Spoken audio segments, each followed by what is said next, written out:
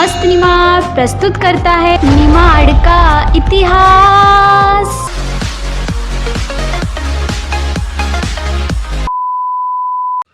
भैया भैया लोहारा लोहारा भैया लोहारा लोहारा लोहारा लोहारा भैया लोहारा लोहारा ए गुड़िया गुड़िया गुड़िया लोहारा लोहारा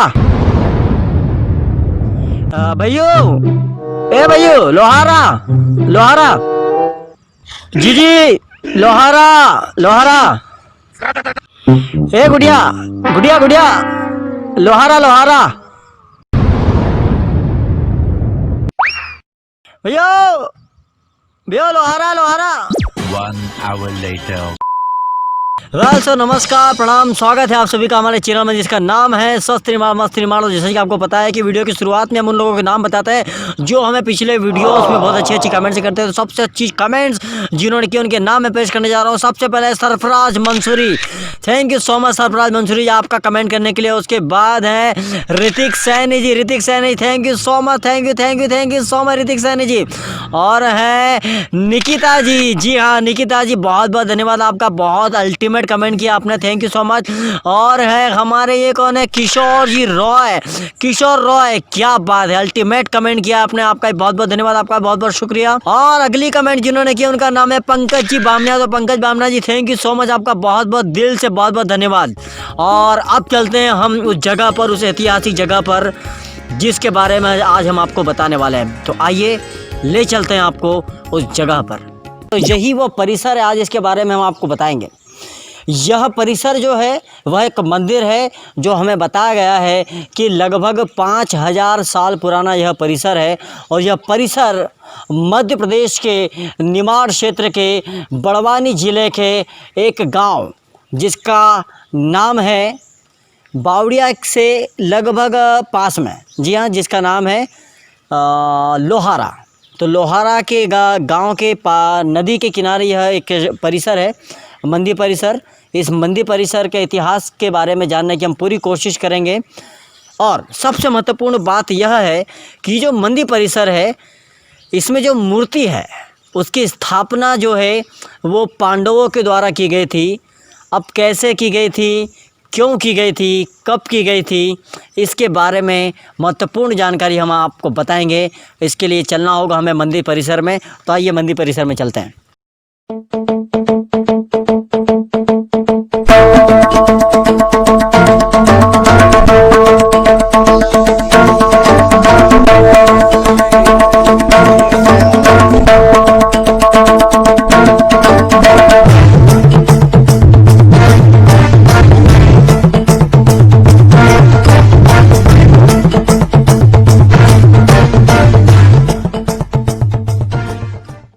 तो प्रणाम। और इस जगह पर, इस परिसर में, इस पवित्र पावन धरा पर हम पहुंच चुके हैं। और पंडित जी जो इस मंदिर परिसर के पंडित जी हैं, मैं शुभ नाम पंडित जी आपका जानना चाहूँगा।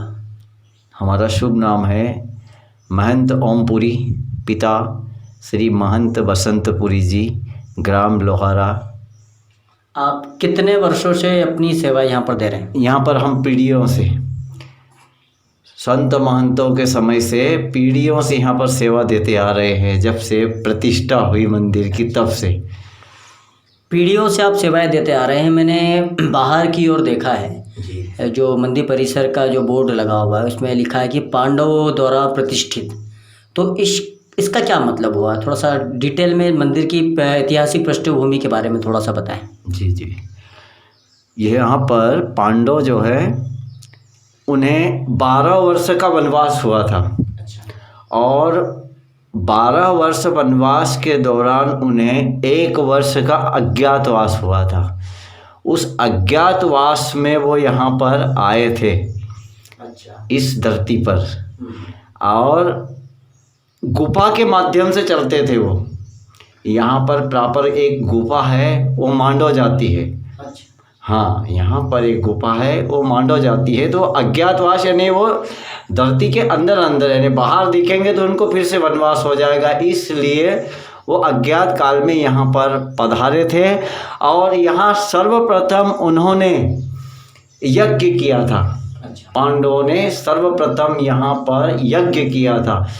और संतों का निष्कर्ष है कि उस यज्ञ से यह सिद्धेश्वर भगवान का शिवलिंग जो है ना उस यज्ञ से निकले थे। जितने भी शिवलिंग हैं यहाँ पर? ना ये सिद्धेश्वर प्रॉपर, हाँ ये शिवलिंग जो है ये उस यज्ञ से प्रकट हुए थे और इसी शिवलिंग का पांडवों ने यहाँ पर प्रतिष्ठा किया, इसीलिए इन्हें पांडव प्रतिष्ठित कहा जाता है। ये और मंदिर जो है ये पूरा पत्थर से बनाया हुआ है, ये पूरा पत्थर से बनाया हुआ, ये ओनली एक मंदिर यह पांचों पांडवों ने यह मंदिर बनाया है। और बाकी के जो दूसरे मंदिर आप देख रहे हैं बाहर, हाँ वो यहाँ पर जो संत और महंत थे उनकी जीवित समाधियाँ हैं सह शरीर, जिन्होंने अपने प्राण नहीं त्याग करे हैं देह सहित। अच्छा, जिन्होंने समाधि ली है उनके ऊपर ये राजा महाराजाओं ने, ये भी है बहुत पुराने मंदिर है। बाकी ये पांडव प्रतिष्ठित दूसरे मंदिर नहीं है। अच्छा, दूसरे मंदिर हमारे संत महंतों की सह शरीर जीवित समाधियाँ हैं। अच्छा, जिस स्थान पर हम बैठे हैं, हाँ, ये जो मंदिर है ये पांडव द्वारा प्रतिष्ठित है, ये सिद्धेश्वर महादेव मंदिर। अब ये सिद्धेश्वर की अब हम आपको विशेषता बताते हैं। देखिए ये शिव है, शिव के गले में ये लपेटे हुए नाग है, ये देखिए ये प्रतिष्ठित नाग है। वाह, ये सामने से नागिन है, बेटा ये नाग है, ये नागिन है, ये प्रतिष्ठित है। ठीक है, नाग नागिन। यह दृश्य जो है आपको एक साथ देखने को नहीं मिलेगा। ये संतों का निष्कर्ष है कि हमने उत्तरांचल, दक्षिणांचल, पूर्वांचल पैदल भ्रमण किया है, बाकी ये दृश्य हमें अभी तक देखने को नहीं मिला है। अब यहाँ पर पांडवों ने फिर 11 लिंगों के 11 प्रतीक दिए हैं, जैसे सौराष्ट्र सोमनाथ, श्रीशैल मल्लिकार्जुन उज्जैन्यम महंकालम ओंकारम अमलेश्वरम पलल्याम वैद्यनाथम च डाकिन्याम भीम शंकरम सेतुबंधेतु रामेशम नागेशम दारुकावने वाराणस्याम तु विश्वेशम त्र्यंबकम गौतमी तटे हिमालय तु केदारम और घृष्णेशम च शिवालय। 11 प्रतीक और 12वें स्वयं। ऐसे यहाँ पर 12 ज्योतिर्लिंगों का समावेश भी बताया है। यानी महत्व, सिद्धेश्वर दर्शन करो, 12 ज्योतिर्लिंगों का दर्शन करो, बराबर का महत्व है। अब ये सर्व दर्शन के पश्चात ऊपर आपको देखना है, ये ऊपर अगर जिन्हें नहीं पता बोलेंगे डिजाइन से पत्थर जमाए हुए, भाई पत्थर नहीं, ये श्री यंत्र है। वाह, यह श्री यंत्र है। श्री यंत्र लक्ष्मी जी को अति प्रिय है। अच्छा, बाकी शिव के ऊपर श्री यंत्र होने से यानी गाय के शरीर में 33 कोटि देवताओं का निवास बताते हैं। ऐसा ही संतों का निष्कर्ष है कि 33 कोटि श्री यंत्र में ऊर्जा है। यहाँ पर अगर आप एक नाम बोलते हैं तो हजारों नाम बन जाते हैं श्री यंत्र के प्रभाव से। श्री यंत्र के प्रभाव से हजारों नाम बन जाते हैं। किसी प्रकार की भी साधना हो, आध्यात्मिक, तांत्रिक, कोई सी भी साधना हो, शीघ्र सिद्ध होती है। बाकी साधना करने वाले यहाँ पर टिक नहीं पाते हैं, जो टिक गए वो साधना करके जाते हैं, क्योंकि यहाँ पर मसान भूमि है। आस पास मसान भूमि समझो और बीच में सिद्धेश्वर है। अच्छा, हाँ, आस पास पूरे सब मसान भूमि है ये, और बीच में ये सिद्धेश्वर मंदिर है। देख रहा हूँ कि जैसे आपने बताया, ये तो बात स्पष्ट हो गई कि ये जो मूर्ति जिसके समकक्ष हम बैठे हैं ये तो पांडवों द्वारा ही प्रतिष्ठित की गई है। लेकिन आसपास की जो मूर्तियाँ हैं, खास करके दर्शकों को हम बताना चाहेंगे कि जो संत महंत हैं, क्या हम उनके बारे में भी जानते हैं कि कौन से वो संत महंत थे जिनकी समाधियाँ होंगी वो? हाँ, वहाँ लिखा होगा ऐसा कुछ जानकारी? हाँ, जानकारी उनके पास लिखी हुई नहीं है। नहीं, उनकी तो मात्र समाधियाँ ही थी। बाकी हमारे जैसे पूर्वज बताते आए ना, अच्छा, कि गुफा, तो गुफा के ऊपर नहीं लिखा हुआ है कि मांडव जाने वाली गुफा है, जैसे है ना, तो हमारे पूर्वज। और फिर संतों ने जो पुस्तकें बनाई है कि 80-80, 100-100 वर्ष पुरानी पुस्तकें, उनमें नाम निकलते हैं इनके संत महंतों के। हाँ, पंडित जी, में आप अब ये इसका क्या प्रमाण है कि ये इतना साल पुराना है, इसके बारे में थोड़ा सा क्लियरी रूप से बताएं। ये शिलालेख लगा हुआ है ये। अच्छा, गेट से बाहर जैसे ये शिलालेख है, बाकी इसे अभी तक कोई पढ़ नहीं पाया है। स्पष्ट नहीं कर पाया है कि ये शिलालेख में क्या लिखा हुआ है। शब्द किसी की भी समझ में आज दिन तक नहीं आए। कोई संत महंत या कोई भी पढ़े लिखे जैसे कोई भी आए, किसी ने भी नहीं पढ़ा। उस समय जिस भी लिपि में उन्होंने लिखा होगा हाँ। मेरे ख्याल से, क्योंकि हिंदी में तो दिख नहीं रहा है वो मुझे, हाँ अलग ही तो उसको, लेकिन शिलालेख लगा हुआ है। लेकिन इसको पुख्ता प्रमाण ये हम इसमें, चूंकि हमको वो वाली लिपि नहीं आती पढ़ते, इसलिए हम लोग इसको पढ़ नहीं पा रहे हैं, अलग बात है। अदरवाइज ये एक पुख्ता प्रमाण है। ये बाद में मुझे ऐसा ये सीमेंट अगर ये ऐसा तो नहीं कि बाद में लगाया। ये सीमेंट तो बाद में लगाया, इसको एक महात्मा जी ने बंद कर दिया था, तो इसको मैंने वापस खोल दिया और सो कर दिया। हाँ ओके पंडित जी, ये इस मंदिर के बारे में थोड़ा सा बताएं। ये मैं बताऊं तो कि सिद्धेश्वर मंदिर के यहीं पर खड़ा हूँ मैं, और यहीं पर पास में बना हुआ है। और सिद्धेश्वर मंदिर का मुख मैं बताना चाहूँगा, ये कौन सी दिशा की ओर होगा पंडित जी? पूर्व में। ये पूर्व दिशा की। और इस मंदिर का जो मुख है, शिवलिंग तो उसी दिशा में, लेकिन मंदिर का मुख थोड़ा विपरीत दिशा में, तो इसके बारे में थोड़ा सा बताएं। ये भी जीवित समाधि है। ये भी जीवित समाधि। हाँ, ये महंत वरुणपुरी जी। अच्छा, वो पर्वत, वो पर्वतपुरी जी, पर्वतपुरी जी। ये वरुणपुरी जी, ओके ठीक है ना। और आगे एक जीवित समाधि और है, मैं आपको बताता हूँ। ये जो है मंदिर परिसर, ये कितने वर्षों का होगा ये वाला परिसर? ये जो संत महंत वाला जो आप बता रहे हैं, ये तो हमने समझ लिया कि परिसर पांडवों के द्वारा ही बनाया हाँ, गया ये था। 5000 वर्ष पूर्व के हैं। तो 5000 वर्ष पूर्व के। उसके बाद में जो है ना तपस्या करी ना हमारे संतों ने, हाँ। उन संतों की सिर्फ समाधियां ही थी। अच्छा, समाधियां तो थी, उनका भी कोई लेखा जोखा नहीं दे सकते, इतनी पुरानी समाधियां हैं। बाकी बाद में राजा महाराजाओं ने इनके ऊपर से, फिर समाधियों के ऊपर से महंतों की समाधियां है ना, इनके ऊपर मंदिर बनवा अच्छा दिए। बाद में। हाँ, बहुत बाद में बना है ये मंदिर।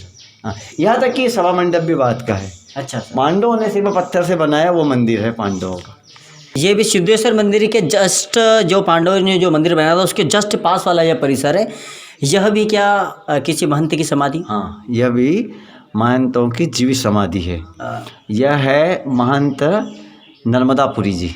अच्छा, ये उनका जीवित समाधि है। अच्छा, मतलब एक सिद्धेश्वर मंदिर है यहाँ पर, दूसरा जो समाधि जो आपने पर्वत क्या नाम बताया था? पर्वतपुरी जी, पर्वतपुरी जी की समाधि, पर्वतेश्वर कहते हैं। वरुणपुरी जी की समाधि है, जिनको वरुणेश्वर कहते हैं।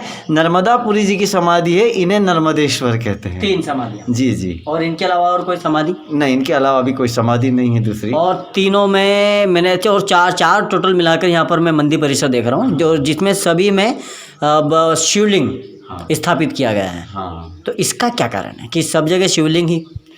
क्योंकि वो शिव समान हो गए थे। इतना तप करा था उनने, उन संतों ने, कि वो स्वयं शिव समान हो गए थे। और वैसे भी मैंने पहले आपको बताया कि हमारे सन्यासी गोस्वामियों में अगर कोई शरीर छोड़ता है तो उनके ऊपर समाधि देने के बाद में शिव स्थापना ही करते हैं। अच्छा, ये कारण धार्मिक रूप से इसका ये कारण? हाँ, अच्छा, इसी कारण से। तो बताया जाता है कि जहाँ पर, जिस स्थान पर मैं खड़ा हूँ, वहीं से पांडव यहाँ पर आए थे, जहाँ तक पंडित जी के द्वारा जो जानकारी दी जा रही है। अब मैं पंडित जी से सत्यता और एकदम जो सच है वो थोड़ा सा हम जानने की कोशिश करते हैं कि एक्चुअल उस समय क्या घटनाएं घटी थी, आपने जो सुना है या पढ़ा है, बताएं। जी जी जी। ये गुफा जो है, ये यहाँ से मांडो जाती है।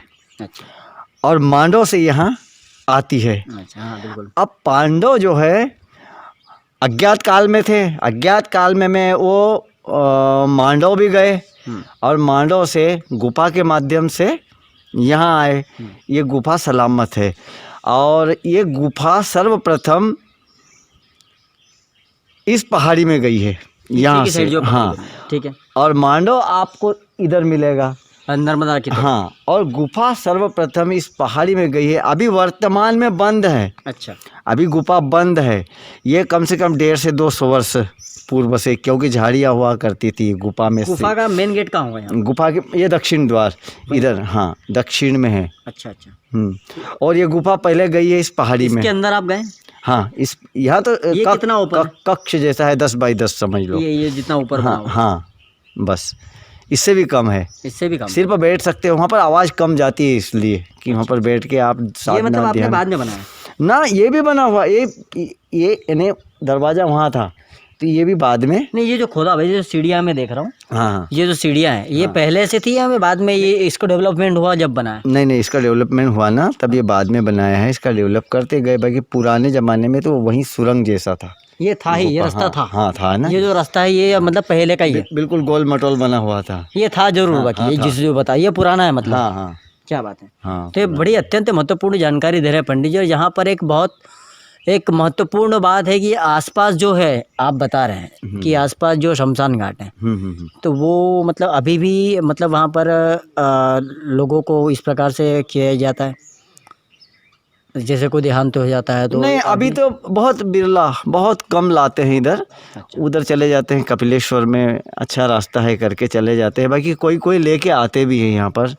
साल भर में 1-2 बाड़ियाँ तो हो सकता है आ जाती है ना नीचे। अभी तक देखे हैं उतने मंदिरों में सब जो है वो पूर्ण रूप से पैक हैं और पूरी तरीके से बंद हैं। चारों ऊपर की ओर गुंबद है, चारों तरफ दीवारें हैं। लेकिन इस परिसर में एक मंदिर, मुझे यहाँ पर एक शिवलिंग जो है वो ऐसे भी दिख रहे हैं जहाँ पर पूरा ओपन है। तो ये भी पंडित जी समाधि है या इसका क्या है, इसके बारे में थोड़ा सा बताएं। ये समाधि नहीं है, ये समाधि नहीं है, ये संतों ने प्रतिष्ठित कर दिया है।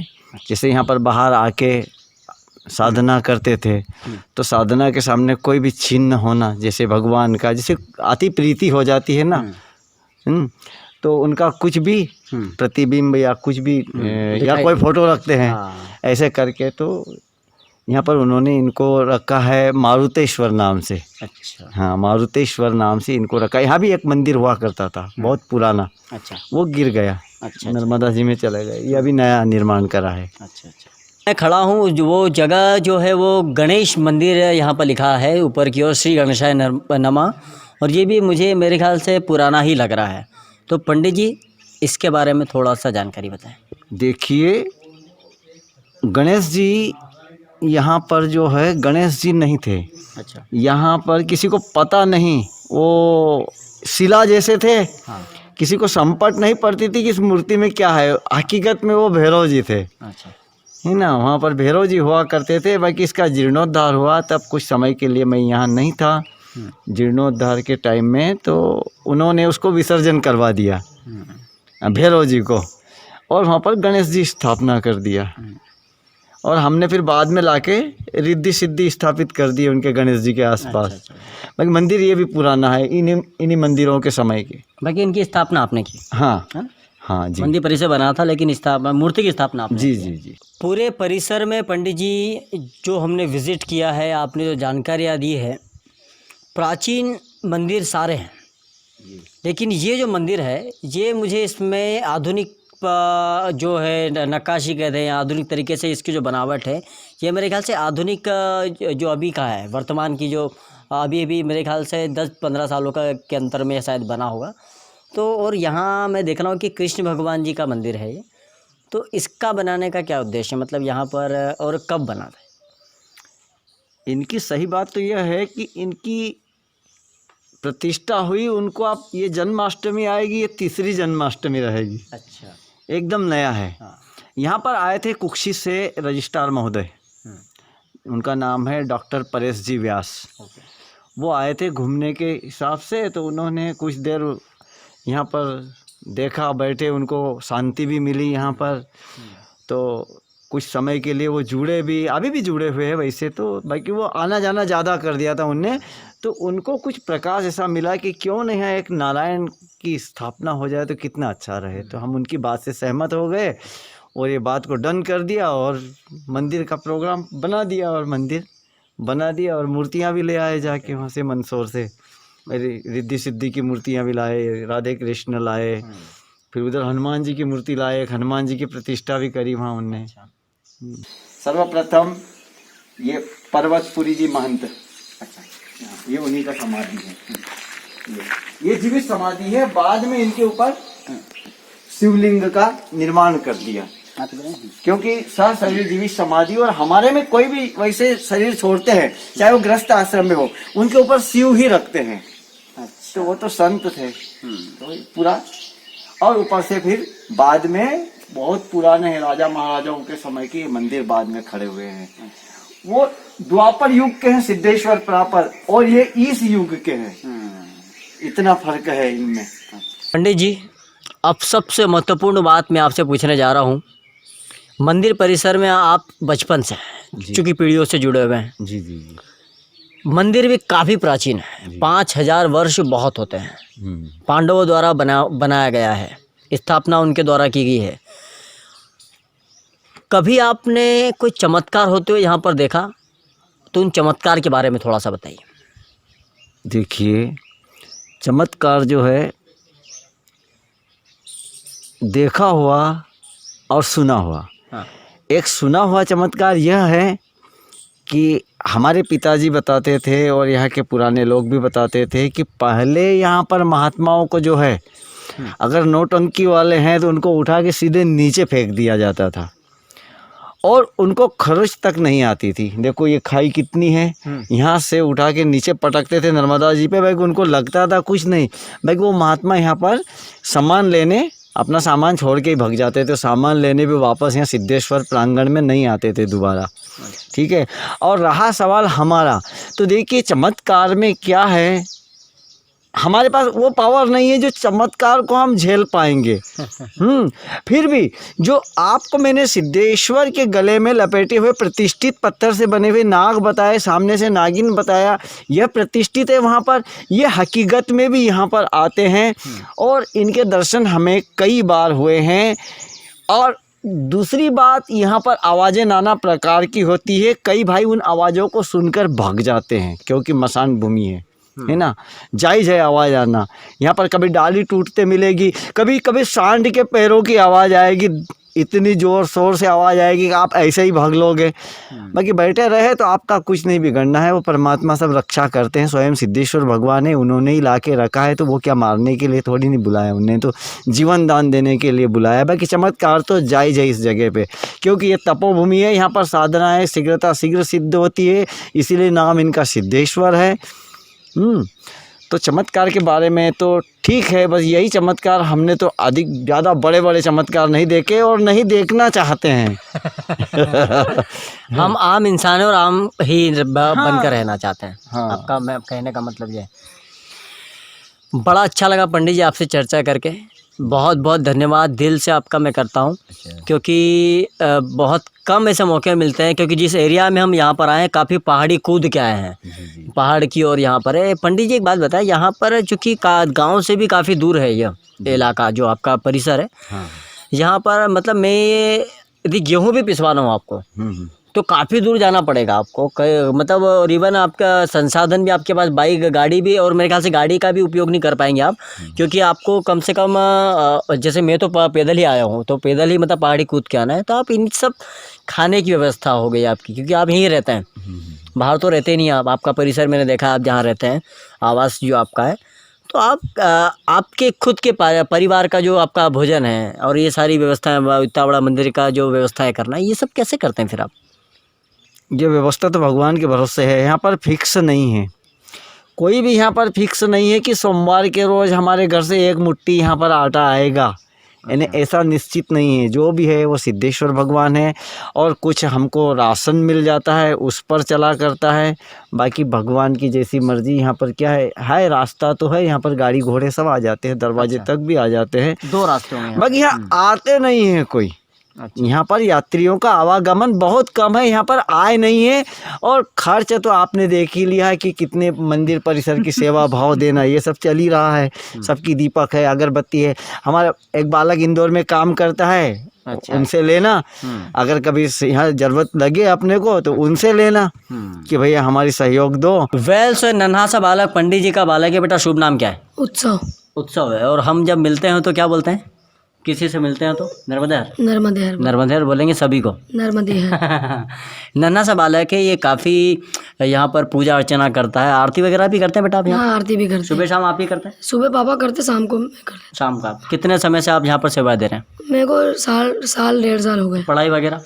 पढ़ाई अभी 10th क्लास में गया हूँ अभी। अरे वाह, 10th क्लास में गया। बहुत बढ़िया। यहीं पर पढ़ते हैं लोग? हाँ, इसी गाँव में? यही तलवाड़ा स्कूल है, वहाँ पे जाता हूँ। अच्छा, वहाँ पर जाते हैं। साइकिल से। सिद्धेश्वर भगवान का यह मंदिर है। हाँ। और जो हैं 12 जो ज्योतिर्लिंग हैं, हाँ। उन वो का मेरे ख्याल से पूरे हिंदू धर्म में पूजे जाते हैं। तो 12 ज्योतिर्लिंग पहले तो क्या है ये बताइए और उनके नाम बताइए। 12 ज्योतिर्लिंग जैसे महाकालेश्वर में है, ऐसे 12 ज्योतिर्लिंग है, उनके नाम मैं आपको बता देता हूँ। सौराष्ट्रे सोमनाथम च श्री शैल मल्लिकार्जुनम उज्जैन्यम महंकालम ममकारम ममलेश्वरम परल्याम वैगनाथम से डाकिन्याम भीमशंकरम सेतु वंदे तु रामेशम नागेशम दारुकावने वर्णश्यम तो उसमें स्वंत्रयंबकम गौतमी तटे हिमालय तो केदारम कृष्णशम से शिवालय एतानि ज्योतिर्लिंगानि छायां पाठपठेन सप्त जन्म कृतम पापम स्मरणेन विनश्यति। 12 ज्योतिर्लिंगों के रोज नाम लेने से 7 जन्मों के पापों का नाश होता है। ये बहुत बड़ी बात बता रहा है बाला कि 7 जन्मों के जो पाप हैं, और आजकल तो मैं ये देख रहा हूँ कि एक ही जन्म में 7 जन्म के पाप हम लोग कर लिया करते हैं। क्योंकि मेरे जो देश के लोग हैं वो अधिकतर लोग कोई शराब पीने में व्यसन करता है, कोई तंबाकू खाते हैं, अलग अलग प्रकार के झूठ बोलता है, कोई गालियाँ देता है, अलग अलग प्रकार के ढेर सारे पाप हम करते हैं। और यदि आप चाहते हैं कि आप अपने पापों से मुक्ति पाना चाहते हो तो ये देखिए नन्हा सा बालक है, मैंने इसे इसलिए बुलवाया क्योंकि इतनी कम उम्र में यदि बच्चा आपको कब सीख गए थे आप? बस आया तो उसके कितने साल पहले आप सीख गए? 6-7 महीने बाद सीख गए थे। यहाँ पे आने के बाद पापा बोलते थे और सीख गए। जब आप कितने साल के होंगे? मैं था जब पहली, दूसरी, 7वीं, 8वीं? 8वीं में था। 8वीं में, कक्षा 8वीं में होगा, मतलब 8वीं क्लास का बालक। और मैं ये चाहूँगा कि जितने दर्शक देख रहे हैं वो अपने अपने बच्चों को ये बात सिखाएं, क्योंकि 12 ज्योतिर्लिंगों का ये पूरा मंत्र होगा, ये है ना बेटा, ये पूरा मंत्र है। इसको आप यदि जाप करेंगे, जाप नहीं करना, आपको केवल याद करना है, कोशिश करें, क्योंकि संस्कृत अपने आप में एक बहुत बड़ी मतलब सेहत के हिसाब से भी और धार्मिक रूप से भी बहुत सटीक भाषा है। तो आप लोग भी ये ज़रूर करें और ये इस मंत्र का जाप अवश्य करें, ये आपसे निवेदन है। और एक बालक एक छोटी सी पूजा हमें बताएगा जिसका सबसे बेस्ट जो आप कर सकते हैं, क्या होता है वो पूजा के बारे में थोड़ा सा बताएं। लय से की जाती है वो पूजा, अगर लय से करे तो उसमें और भी अच्छा लगता तो क्या नाम है उसका? मतलब मानस पूजा, शिव मानस पूजा। इसको क्यों किया जाता है? शिव जी को जल चढ़ाते समय अगर ये पूजा करते हैं तो उसमें अधिक थोड़ा लाभ मिलता है। अच्छा, जल चढ़ाते, तो आप ये जल चढ़ाते जाइए। हाँ, तो मतलब मान लो मुझे करना है, मैं जल चढ़ा रहा हूँ, तो मैं खुद भी बोल सकता हूँ? हाँ, आप भी बोल सकते हैं। अच्छा, तो ये आप सभी को, और किसी प्रकार की कोई सामग्री की आवश्यकता नहीं, और दूसरी की कंकु चावल या इस प्रकार के कोई नहीं, आपको जल चढ़ाना है। ये बहुत महत्वपूर्ण है, और अब कैसे करना है ये हम सीखते हैं, बालक हमें बताएगा। आइए मिलते हैं। जो विधि है वो हमें बताएगा, जिसका नाम है मानस पूजा।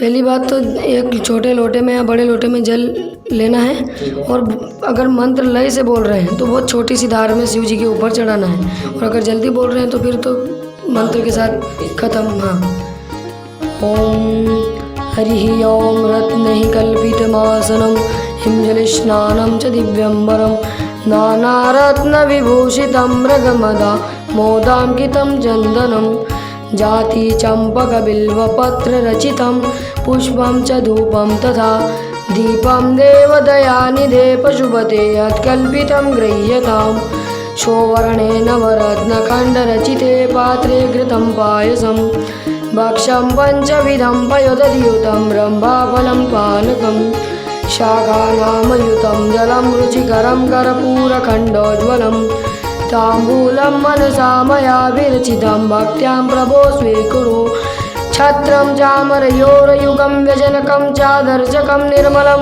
वीणाभेरीमृदङ्गकारकलागीतं च नृत्यं तथा साष्टाङ्गं प्रणतिस्तुतिर्बहुविधा हरे तत्समत्सं मया सङ्कल्पेन समर्पितं तव विभो पूजां ग्रहणां प्रभो आत्मा त्वं गिरिजामति सचरा प्राणा शरीरं ग्रहम् पूजा ते विषयोपभोगरचना निद्रा समाधिस्थिति संचारः पदयो प्रदक्षिण विधि स्तोत्राणि सर्वा गिरो यद्यद् कर्म करोमि तद्यदखिलं शम्भो त्वाराधनम्। उसके बाद फिर पूजा होने के बाद फिर पैर पड़ने के लिए करचरण कृतं वाक्कायजं कर्मजं वा श्रवणेनजं वा मानसं वा अपराधं विहितं वा श्रमेत क्षमस्व जय जय करुणाब्धे श्री महादेव शंभो। इति श्री मानस पूजा संपूर्णम्। जितना समय यह पूजा चली है मैंने केवल मंत्रों को सुना है, मेरा मन इतना शांत हो चुका है कि मैं आपको बता नहीं सकता। मैं मतलब निशब्द हो गया हूँ, मतलब इतना मुझे शांति मिल रही है, मुझे ऐसा लग रहा है कि मैं यहीं पर बैठा रहूँ। तो यदि आप लोग भी चाहते हैं कि आपके बच्चे या आपके जो पाप हैं वो जो पाप है वो पाप से आप मुक्ति पा लें पूरे 7 जन्मों के, तो आप ज़रूर करें। और मैं विशेषकर मेरे देश के उन सभी लोगों से, दर्शकों से कहना चाहूँगा कि यदि इतना छोटा सा बालक यदि कर सकता है तो हमें हमारे बच्चों को भी सिखाना चाहिए। क्यों बेटा, सिखाना चाहिए? सभी बच्चों को आना चाहिए कि सिखाना चाहिए, एक बार सबको बोल दो। हाँ, आना चाहिए, सभी बच्चों को आना आप सभी चाहिए। करें, ऐसा बोलो। आप सभी करें ये चीज़, इससे क्या है जीवन में सुधार भी आएगा, भगवान के प्रति आस्था भी बढ़ेगी। क्या बात है, बहुत बहुत धन्यवाद बेटा। बेटा उत्सव, इतने वर्षों से आप यहाँ पर रह रहे होंगे, बचपन से रह रहे हैं मेरे ख्याल से, कभी आपने कोई चमत्कार देखा है यहाँ पर? इसके बारे में थोड़ा सा बताएं। देखा है कि चमत्कार देखा है, इधर नीचे देखा था एक बार, सुनने में भी आया था और देखने में भी कि पत्थर पहाड़ से नीचे आता है, बाकी यहाँ पर पहाड़ के ऊपर पत्थर चढ़ता है अपने आप। कितनी बार देखा? तो ये एक बार देखा है। एक ही बार देखा। कब की बात होगी? बहुत टाइम हो गया इस बात को, 2 साल से ऊपर हो गए। 3 साल हो गए। 2 साल। आपको डर नहीं लगा कि पत्थर ऊपर जा रहा है भगवान? तो दिन में हुआ कि रात में हुआ? दिन में हुआ, दिन में। तो पत्थर अचानक ऊपर है, कभी डर नहीं लगा आपको? डर तो लगा, बाकी अब दूर थे ना तो उसमें दूर से देख लिया और बस। हाँ, और इसके अलावा कोई, जैसे कि बाबा ने बताया कि यहाँ पर नाग बाबा का और नागिन का भी जोड़ा यहाँ पर रहता है, तो आपने कभी देखा है? हाँ, जोड़ा देखा है। अच्छा, इसके कभी कोई घटना घटी हो आपके साथ कि कभी आपने अचानक से कभी देखा हो? जैसे कि घर पे ही कभी, आप परिसर में तो देखते ही आप, घर भी आपका पास में, तो घर पे भी कभी ऐसा कुछ देखा? घर में भी आ चुके हैं, 2 से 3 बार आ चुके हैं, घर में भी पलंग के नीचे आ चुके हैं। ओ माय गॉड, तो आपको डर नहीं लगा? मतलब डर तो लगा, बाकी उस समय क्या है, क्या हड़बड़ाहट जो है वो आदमी को मुसीबत में डाल देती है। शांति से अगर काम लेते हैं तो उसका निवारण हो जाता है। मतलब आपको नुकसान नहीं पहुंचा? नुकसान नहीं पहुँचाया, यहाँ की शक्तियाँ नुकसान नहीं पहुँचाती। यहाँ पर जो पेड़ पौधे हैं, जो भी है, सब यहाँ पर रक्षा के लिए हैं। बाकी सिद्ध जो हैं, महंत हैं, जो पहले के हैं, जिन्होंने समाधियाँ ली है, वो भी यहाँ पर सिद्धेश्वर भगवान के यहाँ अभी भी गहरी आस्था रखते हैं। और यहाँ पर बरामदे में उनका घूमना फिरना भी होता है। अच्छा। हाँ, यहाँ पर अचानक धुनी की खुशबू आएगी कभी, अच्छा, कि धुनी कहीं पे चल रही है उसकी खुशबू आएगी, आवाज़ें होगी, नाग नागिन का जोड़ा आ जाएगा, बिच्छू आएंगे, मैन आएंगे। बरसात के टाइम में एक ही बार ऐसा हुआ था, 1 टाइम, जिस समय बहुत ज़्यादा डर लगा था। 29 बिच्छू हमने निकाले थे कुटिया के अंदर से। आपके घर जहाँ पर आप रहते हैं? रहते हैं वहाँ। अच्छा अच्छा। 29 बिच्छू। आपको नुकसान नहीं पहुँचा? नुकसान नहीं पहुँचाया, बाकी अभी थोड़े दिन पहले, अभी अमावस्या के दिन एक बिच्छू ने काट लिया था। बाकी ठीक है। वो एक अलग बात है, वो एक अलग बात हाँ, है। वो एक अलग बात। मतलब बेटा, कुल मिलाकर हम ये कह सकते हैं कि जो परिसर है वो दिव्य परिसर है। दिव्य है। और यहाँ पर जैसे धुनी वगैरह की खुशबू आपने अनेक जो प्रकार की सुना है, शक्तियों का यहाँ पर आगमन होता रहता है। मतलब यहाँ डर वाली बात नहीं है, डर वाली बात नहीं ये है। मतलब एक दिव्य शक्तियाँ यहाँ पर है। व्यक्ति क्या है, देखो, अपने कहीं जगह पे जाते हैं और अगर अपने को डर लगता है तो अपन क्या बोलते हैं, भगवान हमारी रक्षा करना। अब कोई यहाँ पर आ गया है भगवान के पास और बोलेगा हमारी रक्षा कर, तुम भगवान के पास बैठे हो तो फिर किसको बोल रहे हो रक्षा करने का? सही बात। भगवान को ही बोलते हैं ना, मुसीबत में रहते हैं, भगवान हमारी इसी रक्षा करो, हमारा ये हो गया, मेरे पैसे गुम गए, मेरी बहन उस मुसीबत में है, भाई उस मुसीबत में है। तो भगवान के पास बैठ के अगर डरोगे तो फिर क्या मतलब है फिर रहने से पास में? तो ये बात है, व्यक्ति अपने अपनी अलग विचारधारा रखता है। सही बात। इस चीज़ में व्यक्ति का भी नुकसान है। अगर विचारधारा सही है तो फिर भगवान साथ में, और विचारधारा अगर गलत है तो फिर कोई बात ही नहीं है। तो कुल मिलाकर हम यही कह सकते हैं कि यहाँ पर किसी भी प्रकार से जो है वो जितनी भी आप जो है शक्तियाँ देखते हैं वो एक दिव्य शक्तियाँ हैं, चाहे वो नाग नागिन का जोड़ा हो, चाहे वो धुनी की खुशबू हो, चाहे वो पत्थर का आना जाना हो, या जो भी हो। बिच्छू, क्योंकि इतने सारे बिच्छुओं ने आपको काटा नहीं है, मतलब कहीं ना कहीं शक्ति तो है, तभी नहीं काटा, नहीं तो एक बिच्छू ने तो आपको काट लिया वहाँ पर, है ना? तो ऐसा है। तो बहुत बहुत अच्छी जानकारी दी बेटा आपने। सो महत्वपूर्ण जानकारियाँ हासिल करने के बाद हम एक और महत्वपूर्ण जानकारी हासिल करेंगे और उस जानकारी के बारे में हमें बताएंगे दीपक जी बिल्लौरे जी। सबसे पहले सर आपका बहुत बहुत स्वागत है और आपका सबसे पहले धन्यवाद कि आपने इतना समय दिया है। मैं दर्शकों को बताना भी चाहूँगा कि मैं यदि यहाँ पर आ पाया हूँ और ये वीडियो आपको जो दिख रहा है तो वो केवल और केवल दीपक सर की वजह से दिख रहा है, क्योंकि उनके साथ ही हम यहाँ पर आए हैं। सर, कई मंदिर मैंने देखे हैं जी, बचपन से लगा के अभी तक कई मंदिरों में मैं घुमा भी हूँ। बड़े बड़े दरवाजे वहाँ पर मैं देखता हूँ, अलग अलग प्रकार के नक्काशियाँ वहाँ पर देखता हूँ, बड़े बड़े, मतलब आराम से आप चले जा सकते हैं। मैं यहाँ पर देख रहा हूँ इतना छोटा दरवाज़ा। मैं आपको बता भी दूँ दर्शकों को कि जब मैं यहाँ आया तो मैं 2-3 बार टकरा गया था, क्योंकि आदत नहीं है। तो इतने छोटे, और प्रत्येक मंदिर में, इस परिसर का प्रत्येक मंदिर है उसमें इतने छोटे दरवाजे, इसकी क्या वजह हो सकती है सर? ये जो मैं यहाँ पर कम से कम 5 साल से इस सिद्धेश्वर मंदिर में, एक चमत्कारी मंदिर है, अच्छा, और मैं यहाँ 5 साल से मैं मंदिर में आ रहा हूँ। जब भी मैं ऊपर आता हूँ तो इस मंदिर में ज़रूर आता हूँ। और इस जो आप बता रहे हैं गेट की बात, तो ये हर मंदिर में होना चाहिए। भगवान का द्वार जो है वो छोटा होना चाहिए, ताकि हर कोई व्यक्ति भगवान के सामने जाए तो सर झुका के जाए। आजकल जो है जो भी मंदिर बना रहे हैं तो दरवाजे बड़े बड़े रख रहे हैं, तो वो एकदम व्यक्ति जो भी होता है वो भगवान के सामने सर झुका के नहीं जा रहा है और डायरेक्ट जा रहा है। तो ये जो मंदिर है, इनके द्वार जो हैं वो सर झुकाकर सिद्धेश्वर मंदिर में आते और हैं। ये जो दरवाजा होगा मेरे ख्याल से, जो गेट है वो तो पांडवों द्वारा ही बना गया है। जी जी, पांडव द्वारा। तो ये तो परंपरा उसी समय से चली है। हाँ, उसी समय से चलिए। लेकिन आधुनिक युग में हम लोग बड़े बड़े दरवाजे बड़े बना- दरवाजे रख रहे तो हैं। कहीं ना कहीं ये मेरे ख्याल से गलत भी है। हाँ, गलत है। क्योंकि भगवान के द्वार पे हमको नहीं जाना चाहिए बड़े दरवाजे में। आपका हमारी क्या औकात है कि हम जा हाँ, सकते हैं? भगवान के सामने जो है हम कुछ भी नहीं है उसके हम तो आगे, कुछ भी नहीं कुछ है। भी नहीं है। सही बात है।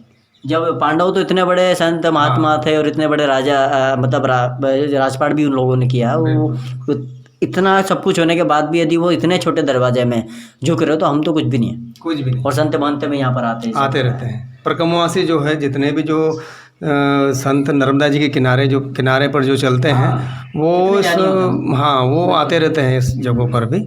और नर्मदा के किनारे पूरी परिक्रमा चलती रहती है।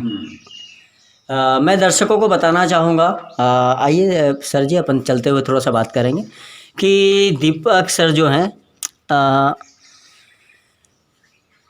जिस स्थान पर अभी हम खड़े हैं, इस स्थान के उस पार या पहाड़ी पर ही आपने एक परिसर बनाया हुआ है, जो आप दर्शकों को इस वीडियो के दौरान दिखाई भी दे रहा होगा आपकी स्क्रीन पर। सर, इस परिसर का क्या उद्देश्य है? ये परिसर इतना भव्य और इतना पहाड़ी पर, मतलब एक चोटी पर बना हुआ है ना, काफ़ी गांव से काफ़ी दूर है, तो ये किन्होंने बनवाया है? इसके बारे में अच्छे संक्षिप्त में थोड़ा सा जानकारी दीजिए। ये वाला उस परिसर के बारे, आपके परिसर वो ये जो है लोहारा कपिलेश्वर घाट कपिल मुनि की तपस्या स्थली है। अच्छा। और ये पहाड़ी जो है बहुत अच्छी लगी, एकांतवास है। और हाँ, वहाँ कोई पंडित जी आए थे, उन्होंने वहाँ नीचे एक कुटिया बनाई थी और यज्ञ भी हुआ था। 9 दिन तक यज्ञ चला था। और जहाँ पर मैंने साईं बाबा की जो मूर्ति रखी है उस जगह पर यज्ञ हुआ था और ज्वारे वगैरह बोए थे उन्होंने। और उसके बाद जो है मैंने ये साईं बाबा की स्थापना की। इसके पीछे आपका क्या उद्देश्य है? मतलब आप चाहते तो मतलब किस जगह आपके खेत वगैरह भी है, वहाँ पर कर सकते हैं। किसी गांव में, आप चूँकि प्रॉपर बड़वानी में है तो वहाँ भी आप कर सकते हैं, लेकिन पहाड़ी पर ही और इतने यहाँ पर इसका क्या वजह, और वो भी इतनी अच्छी तरीके से? जी जी, ये क्या है कि मेरे पिताजी की किरमुही गांव जो है यहाँ से 2 किलोमीटर पे होगा। अच्छा। जहाँ से मंदिर बना है वहाँ से 2 किलोमीटर पे मेरा गांव है किरमुही। मेरे पिताजी की जन्म स्थली है और इस जन्म स्थली से मेरे को बहुत प्यार है। अच्छा। और मैं हमेशा मेरे पिताजी का नाम, माँ का नाम, जो संस्कार दिए हैं मुझे, उनका नाम चलता रहे, इसलिए मैंने ये मंदिर की स्थापना की। अच्छा। महत्वपूर्ण जानकारी आपने दी सर। और मैं आप सभी को बता दूं कि मैं सर का स्वयं का एक वीडियो आपके सामने लाने वाला हूं, क्योंकि आप निमाड़ की बहुत बड़ी शख्सियत हैं। आपने मुझे समय दिया, इसके लिए आपका हृदय से बहुत बहुत धन्यवाद। सो दादाजी हमारे बीच उपस्थित हैं और दादाजी यहाँ पर कई वर्षों से आ रहे हैं, और कितने वर्षों से आ रहे हैं उसके बारे में दादाजी आपको बताएंगे। तो दादाजी, सबसे पहले आपका शुभ नाम क्या है? राम सिंह। आप प्रॉपर कहाँ से? धार जिले नागदा, राम सिंह चौधरी नाम है। तो नागदा से आप यहाँ पर स्पेशल आए? हाँ, स्पेशल। तो आप यही मतलब यहाँ पर कितने समय रुकते हैं, क्या मतलब? यहाँ 8 रोज भी हो जाते हैं, 10 रोज भी हो जाते हैं, जब तक अच्छा लगता है मेरे को, जब तक रहता हूँ। अच्छा। और जिसके बाद है तो यहाँ करीब 15 साल से आ रहा, मेरे को ये स्थान अच्छा लगता है। सब दूर जाता हूँ, बाकी यहाँ ज़रूर आता हूँ। तो यहाँ पर आपको ऐसी क्या चीज़ लगती है कि आपको इतना, मतलब आप जैसे अभी आप जब मुस्कुराते हो देख रहे हैं दादाजी को, तो क्या ऐसा क्या है यहाँ पर? अब आप क्या अनुभव किया आपने? मैंने एक अनुभव यहाँ पर एक ये किया था कि मैं नहाता धोता था। एक इनके पिताजी रहते थे पहले। अच्छा। नहाता धोता था, नर्मदा पर जाता था, और ये जो सिद्धेश्वर भगवान है, फूल वगैरह लाता था, तो मैं जब यहाँ साधना करता था, फूल ऐसे जैसे चुम्बक जैसे मतलब चिपकते थे, तो मेरे को जम गया यहाँ पर। अच्छा। कि मैं एकदम यार साक्षी भोलेनाथ यही है। बहुत बहुत धन्यवाद दादाजी, आपने आपका समय दिया, बहुत बहुत धन्यवाद। जय श्री राम। जय श्री। बहुत बहुत धन्यवाद पंडित जी और प्रणाम। नर्मदे हर नर्मदे हर। नर्मदे हर। एक बार बहुत बहुत धन्यवाद सभी का कर दो। ठीक है, आपको सभी का बहुत बहुत धन्यवाद। और हमारा जो चैनल है वो स्वस्थ निमाड़ मस्त निमाड़ है, तो आप इस लोगों को बोल दो कि स्वस्थ निमाड़ मस्त निमाड़ चैनल को सब्सक्राइब करो। स्वस्थ निमाड़ और मस्त निमाड़ चैनल को सब्सक्राइब करें, लाइक करें, कमेंट करें और शेयर करें, और अपने दोस्तों को भी बताएं इस बारे में, और अपने बच्चों को तो खास कर इस जानकारी को दिखाएं। क्या बात है, धन्यवाद, थैंक यू बेटा। हमारा जो चैनल है वो स्वस्थ निमाड़ मस्त निमाड़ है, और हम निमाड़ के लोग निमाड़ी भाषा में बोलते हैं। हाँ, स्वस्थ और आपको निमाड़। हमारा जो कार्यक्रम है, जो प्रोग्राम है, वो कसो लोगो, और धीरेन्द्र भाई और नितेश भैया को काम कसो लोगो, एक बारे में जो भी आपको मन में लगी रहो उसके बारे में बताओ। ये स्वस्थ निमाड़ मस्त निमाड़ जो इन्होंने चैनल बनाया, ये एक बहुत बढ़िया छे, और मका बहुत अच्छे लगे कि जो छे कि ये जनता का बीच में जो है पुरानी जगहों को जागृत करी रहा है, और मेरे को बहुत वो मिला, और मैं इनसे बहुत प्रभावित हुआ। बस और चैनल को सब्सक्राइब करना बोल दो। चैनल को सब्सक्राइब करें, सब्सक्राइब और लाइक करो, कमेंट करो, कमेंट करो। धन्यवाद। धन्यवाद। नर्मदे हर। नर्मदे।